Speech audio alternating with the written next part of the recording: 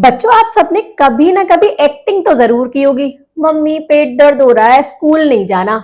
लेकिन असली बीमारी होती क्या है और हमें कैसे पता चलता है हम बीमार हैं, और इन बीमारियों से बचने का सही तरीका क्या है, आज हम इसी चीज पर चर्चा करने वाले हैं। हेलो बच्चों, वेलकम टू मिस्टी क्लासरूम, जहां हम कर रहे हैं आपकी class 8 new NCERT science curiosity के चैप्टर 3 के टेस्ट पेपर बोल लीजिए, इंपॉर्टेंट क्वेश्चन आंसर्स बोल लीजिए, या फिर सैंपल पेपर। यहां पर मैं आपको प्रैक्टिस कराऊंगी जो मैंने ऑलरेडी चैप्टर आपको पढ़ा दिया है, उसमें से किस टाइप से क्वेश्चन आंसर्स बन सकते हैं, MCQs, fill up, true false, very short, short, long, किस टाइप से क्वेश्चन बनते हैं और उनका आंसर्स या उन क्वेश्चन को अटेम्प्ट आपको कैसे करना है, आज हम वही सब सीखेंगे। तो चलिए बिना देरी किए स्टार्ट करते हैं आपके क्वेश्चन आंसर सीरीज को, जिसमें हम 3rd चैप्टर पर ऑलरेडी पहुंच चुके हैं और चैप्टर के मैं ऑलरेडी डाल चुकी हूं, आप उन्हें जाकर देख सकते हैं। तो सबसे पहले आते हैं मल्टीपल चॉइस क्वेश्चंस, एमसीक्यूज। सब फर्स्ट क्वेश्चन है बच्चों, आपको खुद से अटेम्प्ट करना है और मुझे बताना है कि आप 10 ऑब्जेक्ट एमसीक्यूज है तो आप 10 में से कितने करेक्ट कर पाए। 10 फिलिप्स है तो आप 10 फिलिप्स में से कितने करेक्ट खुद से आंसर दे पाए। तो पहले आपको खुद से अटेम्प्ट करना है, फिर वीडियो को देखना है। तो चलते हैं, फर्स्ट क्वेश्चन देख लेते हैं। who is known as the father of immunology? किसको फादर ऑफ इम्यूनोलॉजी कहा जाता है? किसको कहा जाता है बच्चों? एडवर्ड जेनर को। किसको? एडवर्ड जेनर को। आंसर आप खुद से, मुझसे पहले खुद से गेस कर लेंगे, उसके बाद फिर आपको बताना है कि आप कितने करेक्ट आंसर दे पाए। Which Indian scientist help in the development of the rota virus vaccine? किस इंडियन साइंटिस्ट ने हेल्प की रोटा वायरस वैक्सीन को बनाने में? किसने की थी बच्चों? Doctor M K. भान ने। चलते हैं नेक्स्ट क्वेश्चन पर। Antibiotics are effective against, antibiotics जो हम लेते हैं वो किसके अगेंस्ट इफेक्ट करती है बच्चों? बैक्टीरिया, बैक्टीरिया को मारती हैं। आप देख लेते हैं next. Variolations was a traditional Indian method used to protect against. Variolation किस चीज का ट्रेडिशनल मेथड है जो हमें किससे बचाता है? किससे बचाता है बच्चों? टीबी से, स्मॉल पॉक्स, कोलेरा या मिजाइल्स। किससे बचाता है? स्मॉल पॉक्स से। आइए देखते हैं आगे।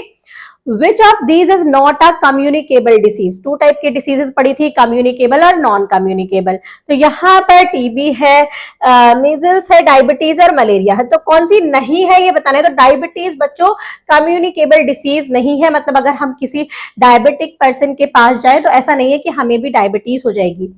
आगे देख, लेकिन ये सारे बच्चों कम्युनिकेबल है। ये है कम्युनिकेबल। टीबी, मिजल्स, मलेरिया या फिर कोल्ड होता है, कफ होता है, तो इजीली एक से दूसरे पर चले जाते हैं।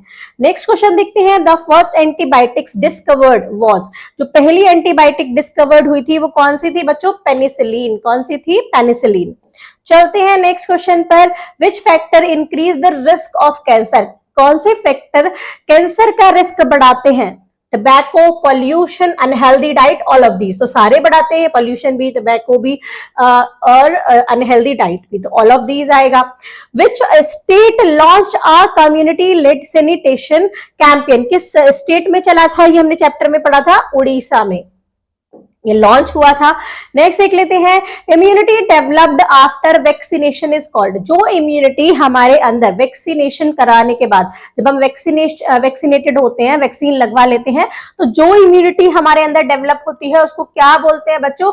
नेचुरल बोलते हैं, एक्वायर्ड बोलते हैं, जेनेटिक बोलते हैं, आर्टिफिशियल। तो एक्वायर्ड, वो हमने एक्वायर्ड की है, तो एक्वायर्ड इम्यूनिटी आएगा। Over use of antibiotic leads to, अगर हम ओवर यूज कर लेते हैं एंटीबायोटिक्स का तो उससे क्या होता है? हाई ब्लड प्रेशर, डायबिटीज या एंटीबायोटिक्स रेजिस्टेंस हो जाते हैं, या ओबेसिटी। तो क्या होता है बच्चों? एंटीबायोटिक रेजिस्टेंस हो जाते हैं, जो बहुत ही हार्मफुल होते हैं। आइए चलते हैं next, fill in the blanks देख लेते हैं। फर्स्ट है, तो आप पहले ये बताइएगा कि एमसीक्यूज में ऐसे आप खुद से कितने अटेम्प्ट कर पाए। अब फिलअप्स देखते हैं, उनको भी आप खुद से फिल करिएगा, उसके बाद बताइएगा कि आपने कितने करेक्ट किए हैं। Doctor Kamal Randev studies how dish and certain virus are linked to cancer. Doctor Kamal इन्होंने स्टडी की थी कि कैसे हार्मोन्स एंड सर्टेन वायरस हमें लिंक करते हैं कैंसर से, कैसे उनकी वजह से कैंसर हो जाता है। Prevention is better than cure. Third is dash discover penicillin in 1928। किसने पेनिसिलिन को डिस्कवर किया था 1928 में? Alexander Fleming.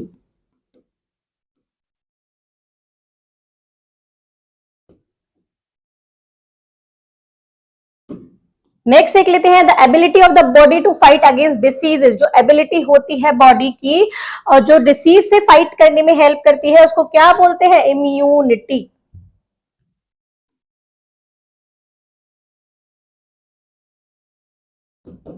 नेक्स्ट देख लेते हैं in Orissa sanitation campaign reduce cases of dash among children. बच्चों में किस चीज के केसेस कम हो गए थे बच्चों? डायरिया के।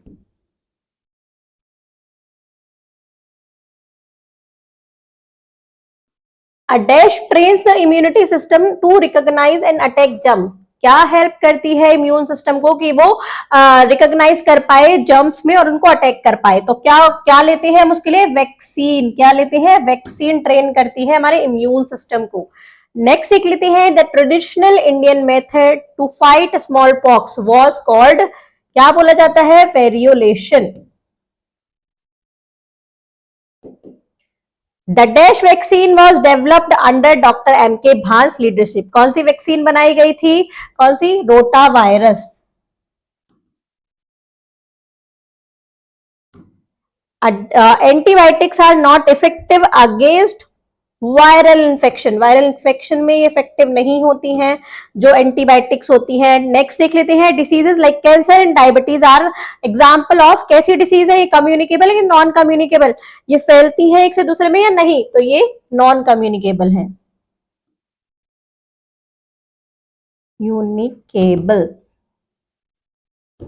क्लियर। चलते हैं नेक्स्ट पर। नेक्स्ट देख लेते हैं हम true false. Doctor Kamal Ranadive prove that the tobacco increase the risk of cancer. इन्होंने प्रूव किया था कि जो तंबाकू जो लोग खाते हैं उसमें कैंसर का रिस्क ज्यादा होता है उन लोगों में। तो ये ट्रू है, उन्होंने ये प्रूव किया था। Edward Jenner develop the first vaccine against measles. तो ये फॉल्स है। एडवर्ड जेनर ने किसके अगेंस्ट बताई थी? किसके अगेंस्ट वैक्सीन निकाली थी फर्स्ट वैक्सीन? आप कमेंट में बताइएगा। अभी मैंने बताई है आपको। Vaccines cure diseases after infection. जब इन्फेक्शन हो जाता है जब ये क्योर करती है वैक्सीन तो ये गलत है। ये पहले से ही ट्रेन करती है इम्यून सिस्टम को। Small pox has been eradicated through vaccination. जो स्मॉल पॉक्स है उसको इरेडिकेट कर दिया गया है वैक्सीनेशन के थ्रू। तो ये सही बात है। स्मॉल पॉक्स अब नहीं देखने को मिलता है। और कैसे बनाया गया ये बताएंगे आप आगे, उसके भी क्वेश्चंस आएंगे। Antibiotics kill both bacteria and virus. Antibiotics दोनों को मार देता है, बैक्टीरिया और वायरस को तो नहीं, ये सिर्फ बैक्टीरिया को किल करता है। नेक्स्ट देखते हैं India is one of the largest vaccine producer in the world. One of the largest producer है इंडिया। तो ये सही है, ट्रू है। Cowpox infection protected people from small pox. देखो जो मैंने क्वेश्चन पूछा था किससे इन्फेक्शन से, मतलब अगर किसी को काउपॉक्स हो जाता है तो उसको स्मॉल पॉक्स नहीं होता है। तो ये सही है। ये वाली वजह से ही जो वैक्सीन बन पाई स्मॉल पॉक्स की वो इसी वजह से बन पाई। आयुर्वेदा, सिद्ध एंड यूनानी आर मॉडर्न मेडिकल सिस्टम। ये मॉडर्न नहीं है, ये ट्रेडिशनल है। तो ये फॉल्स आएगा। नेक्स्ट देख लेते हैं diabetes is a communicable disease. Diabetes क्या कम्युनिकेबल है? तो नहीं, ये नॉन कम्युनिकेबल है। तो ये फॉल्स आएगा। Misuse of antibiotics can cause antibiotic resistance. अगर हम एंटीबायोटिक्स का मिसयूज करते हैं तो उसकी वजह से एंटीबायोटिक रेजिस्टेंस हो जाते हैं। तो ये भी सही बात है, ट्रू है। चलते हैं नेक्स्ट पर। नेक्स्ट है बच्चों हमारे पास वेरी शॉर्ट क्वेश्चन आंसर्स। मतलब ये इस चैप्टर में से वेरी शॉर्ट किस टाइप से बन सकते हैं आइए देख लेते हैं। What is immunity? इम्यूनिटी क्या है बच्चों? Immunity is the ability of the body to resist and fight against harmful diseases. Immunity क्या है? हमारी बॉडी की एबिलिटी है जो हमें हार्मफुल डिसीजेस से रेजिस्टेंस करना सिखाती है, उनसे फाइट करना सिखाती है। आगे देखते हैं give one example of a non communicable disease. एक एग्जांपल नॉन कम्युनिकेबल डिसीज का आप कोई सा भी दे सकते हैं। यहाँ डायबिटीज दिया है। Who discovered the first antibiotics? किसने डिस्कवर की थी फर्स्ट एंटीबायोटिक? अलेक्जेंडर फ्लेमिंग ने डिस्कवर की थी। कौन सी? पेनिसिलिन। और कब की थी? 1928 में।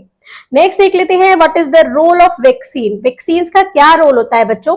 Vaccines help the body develop immunity against specific diseases without causing illness. Vaccine क्या करती है, हमारी बॉडी में डेवलप करती है इम्यूनिटी, किसके अगेंस्ट, कोई भी स्पेसिफिक डिसीजेस है, कोई भी बीमारी है, उसके अगेंस्ट हमारी जो इम्यूनिटी है उसको डेवलप करती है, जिससे हम उस बीमारी से बच जाते हैं।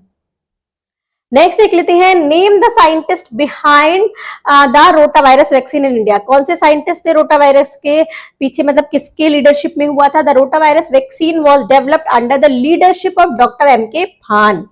चलते हैं नेक्स्ट क्वेश्चन पर। नेक्स्ट है, विच कैंपेन इंप्रूव चाइल्ड हेल्थ इन उड़ीसा। कौन सा कैंपेन चला था जिसमें उड़ीसा में बच्चों की हेल्थ को इंप्रूव किया गया था। तो कौन सा था बच्चों, the community lead sanitation campaign. Community lead sanitation मतलब इन्होंने क्या बनवाए थे, इन्होंने वहां पर एक कैंपेन चलाया था जहां पर जो वॉशरूम बनवाए गए थे, जिनसे मतलब बच्चों को डायरिया की प्रॉब्लम बहुत कम हो गई थी, उनकी हेल्थ इंप्रूव हुई थी। What is वेरियोलेशन। वेरियोलेशन क्या होता है, variolation was a traditional Indian method of protecting people from small pox. Variolation एक ट्रेडिशनल इंडियन मेथड है जो प्रोटेक्ट करता है लोगों को स्मॉल पॉक्स से। नेक्स्ट देख लेते हैं, which disease was eradicated with vaccination. कौन सा डिसीज इरेडिकेट कर दिया गया है वैक्सीनेशन से। Small pox was eradicated with vaccination, इसको इरेडिकेट किया जा सकता है। Give one cause of diabetes. किस वजह से डायबिटीज होती है। One cause of diabetes is an unhealthy lifestyle. Unhealthy lifestyle से सच अ पुअर डाइट और लैक ऑफ एक्सरसाइज। अगर हम पुअर डाइट लेते हैं और एक्सरसाइज नहीं करते हैं तो ये रीजन होते हैं डायबिटीज होने के। 10th देख लेते हैं, नेम वन डेफिशिएंसी डिसीज। एक डेफिशिएंसी डिसीज बताना है। Anaemia is a deficiency disease caused by lack of iron in the body. जब बॉडी में आयरन की कमी हो जाती है तो एनीमिया हो जाता है। आइए चलते हैं आगे, अब शॉर्ट क्वेश्चन कैसे बन सकते हैं वो देख लेते हैं। फर्स्ट है बच्चों, how did doctor Kamal Randev research help in cancer treatment. कैसे उनकी रिसर्च ने हेल्प किया कैंसर के ट्रीटमेंट में लिए। Doctor Kamal Randev showed that hormones, virus, tobacco, diet and pollution increase the risk of cancer. ये सारी चीजें कैंसर का रिस्क बढ़ा देती हैं। हर research help in understanding cancer better and improving treatment method. इनकी रिसर्च ने क्या बताया, मतलब कैंसर को समझने में हेल्प की और उसके ट्रीटमेंट कैसे कर सकते हैं उसको इंप्रूव किया। नेक्स्ट देख लेते हैं, व्हाई डू वी से prevention is better than cure. हम क्यों कहते हैं ऐसा कि प्रिवेंशन बेटर है क्योर से।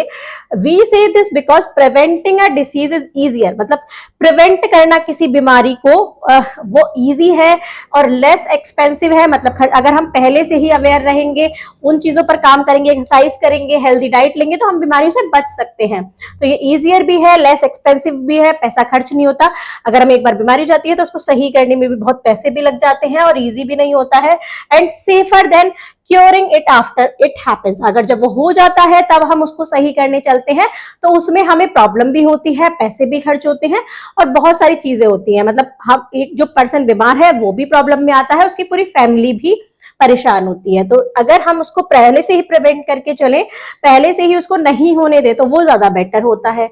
नेक्स्ट देख लेते हैं, what is acquired immunity. Acquired immunity क्या होती है।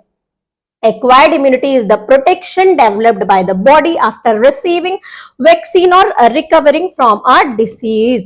ये क्या होती है, जब हम मतलब जब हम वैक्सीन लेते हैं तो हमारे अंदर इम्यूनिटी डेवलप हो जाती है, तो उसी को ही एक्वायर्ड इम्यूनिटी कहते हैं। नेक्स्ट देखते हैं बच्चों, explain Orissa sanitation campaign briefly. जो उड़ीसा में सैनिटेशन कैंपेन चला था उसको ब्रीफली हमें बताना है। In Orissa people work together to build toilets and avoid open defecation. मतलब वहां उन्होंने उड़ीसा में क्या किया, एक साथ काम करके टॉयलेट्स बनवाए गए और मतलब उससे क्या हुआ, लोग उनको यूज करने लगे। This reduce diarrhoea and other diseases among children. उससे क्या हुआ कि बच्चों में जो डायरिया हो जाता था और अदर बीमारी हो जाती थी उससे बचा गया। नेक्स्ट देख लेते हैं, why should antibiotics be used only under a doctor's advice. मतलब हमें एंटीबायोटिक्स सिर्फ डॉक्टर की एडवाइस पर ही क्यों लेनी चाहिए। Antibiotics should be used only with a doctor's advice. Antibiotics हमेशा हमें डॉक्टर की एडवाइस के साथ ही लेनी चाहिए, because misuse can cause antibiotic resistance. अगर हम मिसयूज करते हैं तो उससे एंटीबायोटिक रेजिस्टेंस हो जाते हैं, मेकिंग मेडिसिन इनफेक्टिव, और जो मेडिसिन को भी इनफेक्टिव बना देते हैं। इनइफेक्टिव मतलब वो इफेक्ट ही नहीं करती है। नेक्स्ट देख लेते हैं, what was Edward Jenner's contribution to medicine. Edward Jenner का क्या कंट्रीब्यूशन है मेडिसिन में? Edward Jenner developed the world first vaccine using cowpox to protect people from small pox. Edward Jenner ने पहली वैक्सीन बनाई वर्ल्ड की जिससे काउपॉक्स से प्रोटेक्ट किया जा सकता है लोगों को स्मॉल पॉक्स से। मतलब अगर उनको काउपॉक्स हो जाए तो उनको स्मॉल पॉक्स नहीं होगा, उन्होंने ऐसा पता लगाया तो उन्होंने एक वैक्सीन बनाई जो उसमें वायरस थे काउपॉक्स के। अगर उनको काउपॉक्स हो गया तो वो हल्की मुल्की बीमारी थी, तो उससे उन लोगों को स्मॉल पॉक्स होना बंद हो गया। नेक्स्ट देखते हैं, give two example of lifestyle related diseases. दो एग्जाम्पल देने हैं लाइफस्टाइल रिलेटेड डिसीज के, तो डायबिटीज है और कैंसर है। अगर हम लाइफस्टाइल सही नहीं रखते हैं तो डायबिटीज भी हो सकता है, कैंसर भी, और ऐसे बहुत सारे एग्जाम्पल्स होंगे। नेक्स्ट देख लेते हैं, how does vaccination protect against polio. कैसे वैक्सीनेशन हमें प्रोटेक्ट करता है पोलियो से? Vaccination protect against polio by training the immune system. ये क्या करता है? हमारे इम्यून सिस्टम को ट्रेन करता है जो कि फाइट कर सकता है पोलियो वायरस से if it enter the body. अगर ये पोलियो वायरस हमारी बॉडी में एंट्री कर जाए तो क्या करता है, हमारा इम्यून सिस्टम इतना स्ट्रांग हो सकता है, हो जाता है वैक्सीनेशन के बाद कि वो उस वायरस से लड़ सकता है। तो इसलिए हमें ये ऐसे बचाता है। कोई भी वैक्सीन ऐसे ही करती है कि हमारे अंदर इम्यूनिटी सिस्टम में वो चीज डेवलप कर देती है कि अगर बाहर से कोई वायरस एंट्री करता है तो उसको मार के भगा देती है। Name any two traditional medicine system in India. कोई दो ट्रेडिशनल जो मेडिसिन सिस्टम है कौन कौन से है बच्चों? आयुर्वेदा और सिद्ध, ये दो है traditional medical system in India. Medicine ऐसे और भी हैं। नेक्स्ट देख लेते हैं, why is antibiotic resistance dangerous. Antibiotic resistance dangerous क्यों है? Antibiotic resistance is a dangerous because it make bacterial infection harder to cure and increase the risk of death. Antibiotic resistance इसलिए डेंजरस है क्योंकि ये bacterial infection को और भी strong बना देता है और उसको मतलब रिस्क बढ़ जाता है उसमें डेथ का भी, मतलब इतनी बढ़ जाती है कि उससे कोई भी पर्सन है वो मर भी सकता है, उसको ठीक करना बहुत मुश्किल हो जाता है। अब चलते हैं आगे, लॉन्ग आंसर क्वेश्चंस देखते हैं किस टाइप से लॉन्ग क्वेश्चंस बन सकते हैं। फर्स्ट क्वेश्चन है बच्चों, describe the role of doctor KR in biomedical research. Biomedical research में डॉक्टर KR का क्या रोल है? तो क्या किया है डॉक्टर कमल ने? Made important contribution to cancer research. इन्होंने कैंसर रिसर्च में बहुत ही इंपॉर्टेंट कंट्रीब्यूशन दिया है। She studied how hormones and virus are linked to cancer and showed how tobacco, diet and pollution increase the chances of cancer.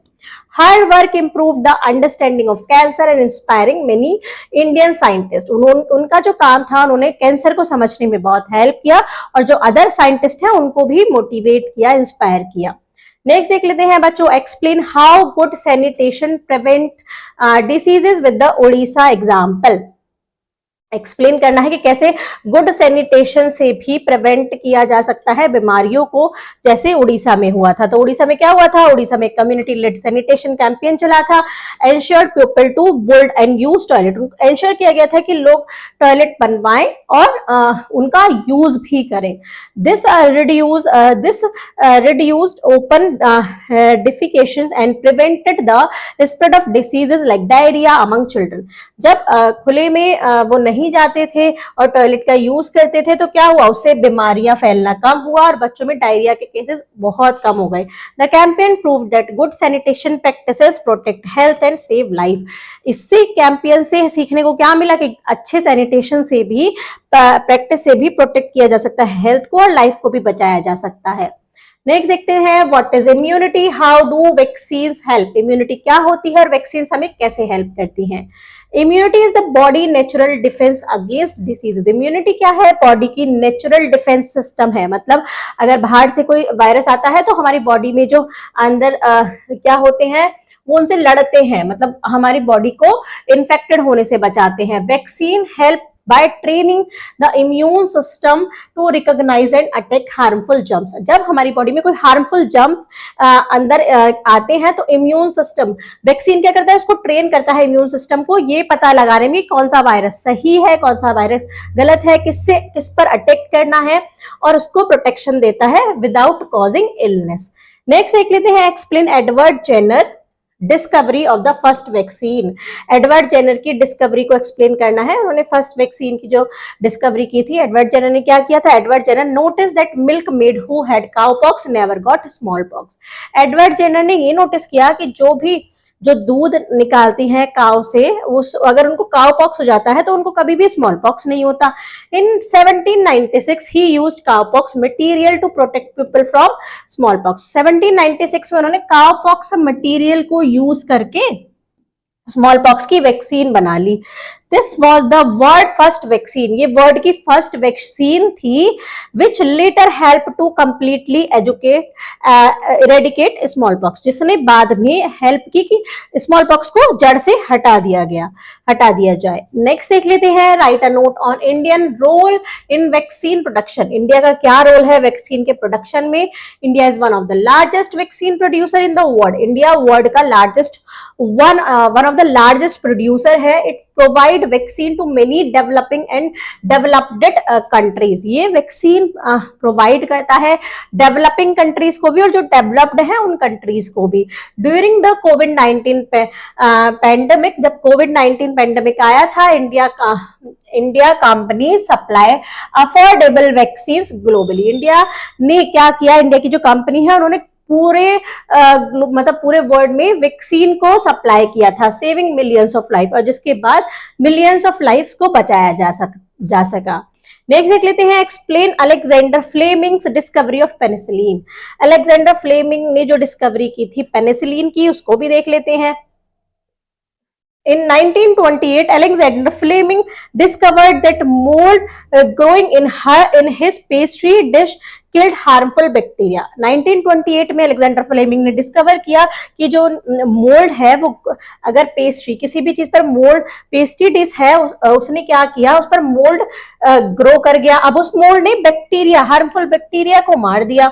The mould release penicillin. Mould किस वजह से bacteria को मारा था? क्योंकि वो रिलीज कर रहा था पेनिसिलिन को, विच become the world first antibiotics, जो वही बना इंडिया की पहली एंटीबायोटिक, पूरे वर्ल्ड की first antibiotic. Penicillin save millions of life during world war second and after. Penicillin ने मिलियंस ऑफ लाइफ को सेव किया वर्ल्ड वार सेकेंड में भी और उसके बाद भी। चलते हैं नेक्स्ट देख लेते हैं, what is antibiotic resistance. Antibiotic resistance क्या होता है? How can it be prevented, इसको कैसे प्रिवेंट किया जा सकता है?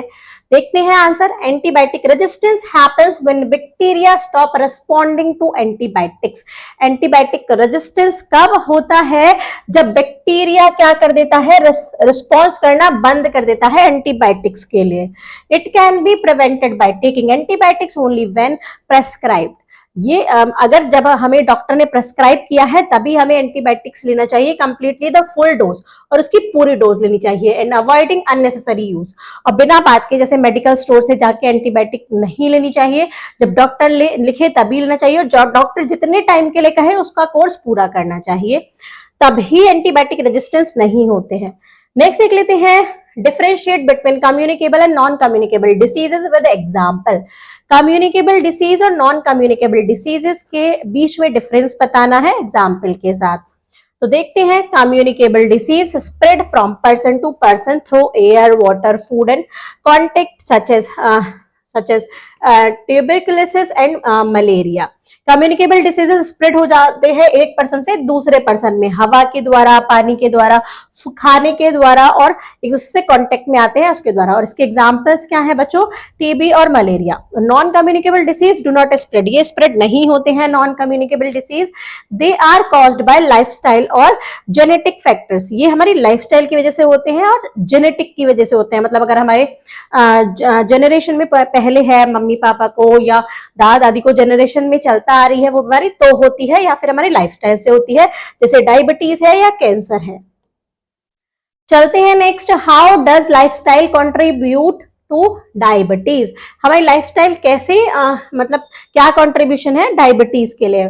Eating too much junk food, जब हम ज्यादा जंक फूड खाते हैं, कम एक्सरसाइज करते हैं, ओबेसिटी मोटापा ज्यादा बढ़ जाता है, स्ट्रेस इंक्रीज हो जाता है, तो इससे डायबिटीज का रिस्क भी बढ़ जाता है।